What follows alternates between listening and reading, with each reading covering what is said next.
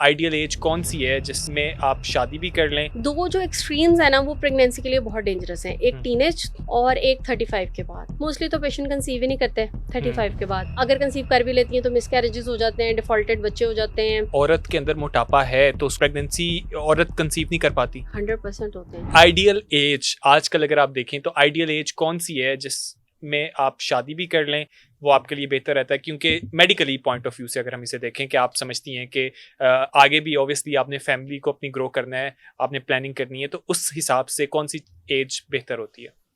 दो जो एक्सट्रीम्स है ना वो प्रेगनेंसी के लिए बहुत डेंजरस हैं, एक टीनेज 19 तक देखे ना, टीनेज, उसके बाद टीनेज खत्म होगी, और एक 35 के बाद। 35 के बाद जो प्रेगनेंसीज होती हैं वो बहुत हाई रिस्क हैं, उनमें बहुत सारे मसाइल होते हैं। मोस्टली तो पेशेंट कंसीव ही नहीं करते 35 के बाद। अगर कंसीव कर भी लेती हैं तो मिसकैरेजेस हो जाते हैं, डिफॉल्टेड बच्चे हो जाते हैं, डाउन सिंड्रोम के चांसेस बहुत ज़्यादा हो जाते हैं, इस तरह के मसाइल होते हैं। और एक दूसरी एक्सट्रीम टीनेज प्रेगनेंसीज। तो इसके बीच में आप देख लें, आप बिल्कुल जैसे ही आपके बच्चे 20s को टच करती है, जैसे उसका आईडी कार्ड बनता है, सादा अल्फाज में आप कह लें ना, तो आप बस उसकी शादी कर दें, वो आगे फैमिली प्लान करे। 30s तक आपको मैक्सिमम अपनी फैमिली कंप्लीट कर लेनी चाहिए।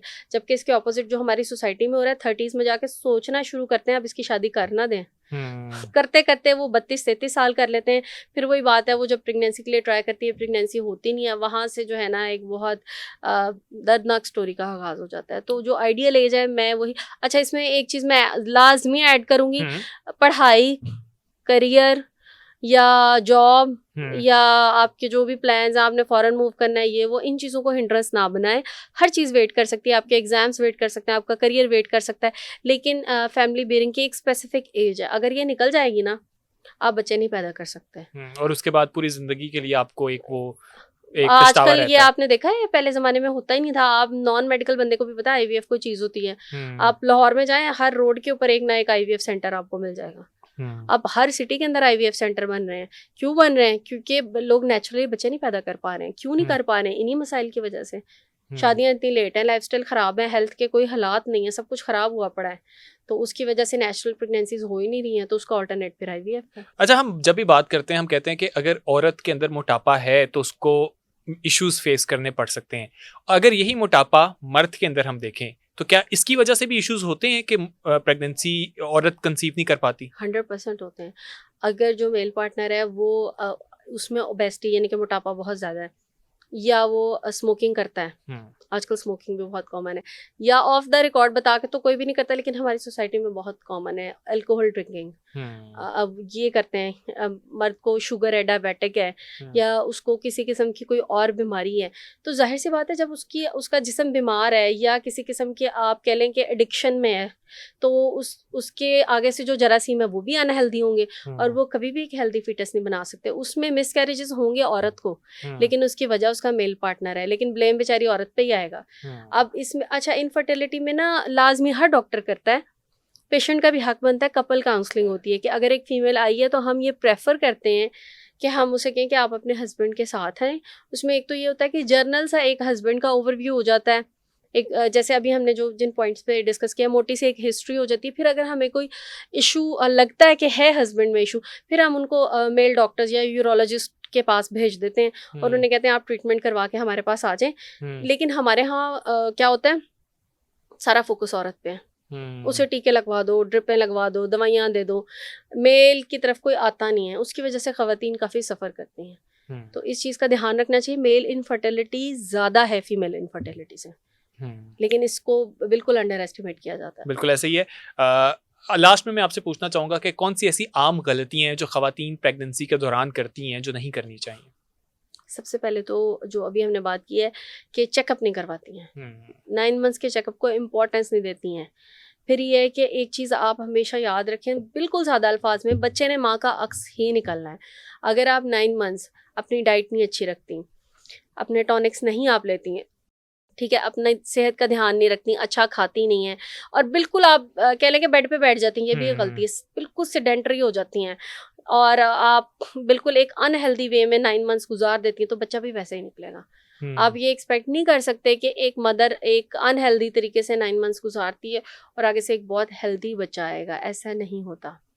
तो जिस तरह से आप 9 मंथ्स गुजारेंगे उसी तरह से आपका बेबी आएगा।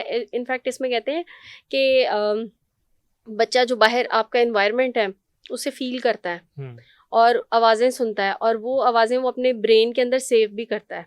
माँ अगर खुदा ना खास्ता डिप्रेशन के माहौल में, किसी ऐसे फेज में, तो वो बच्चे के ऊपर भी इफेक्ट होता है। इसका बाकायदा एक सर्वे किया गया था कि कुछ खवातीन थी, वो बिल्कुल जैसे आप बात कर रहे हैं ना, वो एंजाइटी और डिप्रेशन का शिकार थी, और जब उनके बच्चों के स्कैन किया गया तो वो अंदर ऐसे जैसे डर के नहीं बैठे होते, बिल्कुल स्टिल बैठे हुए थे। और जब उनकी थेरेपी वगैरह की गई तो एक अच्छे फेज में, अच्छे मूड में उनके स्कैन किया गया तो अंदर बच्चे भी खेल रहे थे। तो बच्चे ने माँ का अक्स ही निकलना है, जैसा आप चाहती हैं ना। आपको पता है हमारी एक जनरेशन है, एक कौम है दुनिया में, मैं नाम नहीं लूंगी उसका, वहाँ पे बाकायदा तौर पे ये ट्रेनिंग की जाती है जब उनकी खवातीन कंसीव करती हैं, अलजबरा करवाया जाता है और वो सब चीजें। एग्जैक्टली और ये बिल्कुल स्टोरियाँ नहीं है, ये एग्जैक्टली है। उनको अलजबरा करवाया जाता है, उनको ड्रिल्स करवाई जाती हैं, और जैसे वो चाहते हैं ना कि उनके बच्चे आएंगे, वैसे वो 9 मंथ्स और उनकी स्पेशल डाइट्स डिज़ाइन की जाती हैं।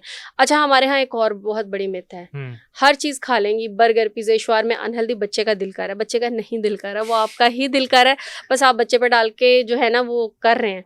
तो ये आप देख लें, आप अनहेल्दी खा रहे हैं तो वो भी पैदा होकर ये सारा कुछ मांगेगा आपसे। अच्छा, आमतौर पे ये हम सुनते हैं कि जब कोई खातून प्रेग्नेंट होती है तो उसका दिल चाह रहा है कुछ खट्टा खाने का, कुछ मीठा या कुछ ऐसी चीज़ों के हवाले से, तो क्या ये हकीकत भी होती है या वो बच्चे का ड्रामा करके जो है अपनी ख्वाहिशात पूरा कर रही होती हैं ख्वातीन? देखिए, इसमें ना थोड़ा सा ये होता है कि ख़ास तौर पे जो फर्स्ट ट्राइमेस्टर है, पहले 3 महीने, उसमें खाना होता मुश्किल है, उल्टी मतली नौजिया वगैरह। जनरली एक पेशेंट प्रेग्नेंट नहीं भी है, जब उसको उल्टी आ रही है तो वो कोई बहुत ज़्यादा मुरगन चीज़ नहीं खा सकता।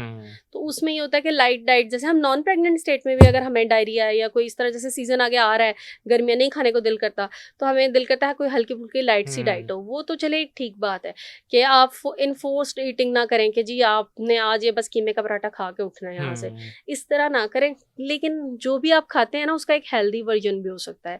अगर आपका कुछ खट्टा या मीठा इस तरह का खाने दिल कर रहा है तो आप उसमें फ्रेश फ्रूट्स का इस्तेमाल कर सकते हैं, कोई घर की होममेड चीज़ों का कर सकते हैं। जितना आप हेल्दी खाएंगे उसकी सारी ग़िज़ा आपके बच्चे तक जाएगी, न्यूट्रिएंट्स, और वैसा ही बच्चा निकलेगा। जितना आप अनहेल्दी खाएंगे वही फिर आपको आगे से प्रोडक्ट मिलेगी, बिल्कुल, और फिर वो भी यही मांगेगा। बिल्कुल ऐसे ही। बहुत शुक्रिया आपके टाइम का, और उम्मीद है कि आप तमाम लोगों को अपने सवालात के जवाबात मिल गए होंगे। अगर कोई भी सवाल आपके जहन में है तो कमेंट सेक्शन में हमारे साथ ज़रूर शेयर कीजिएगा। आपसे मिलेंगे नेक्स्ट पॉडकास्ट में, तब तक के लिए अपने होस्ट दानियाल सोहेल को दीजिए इजाज़त। अल्लाह हाफ़िज़।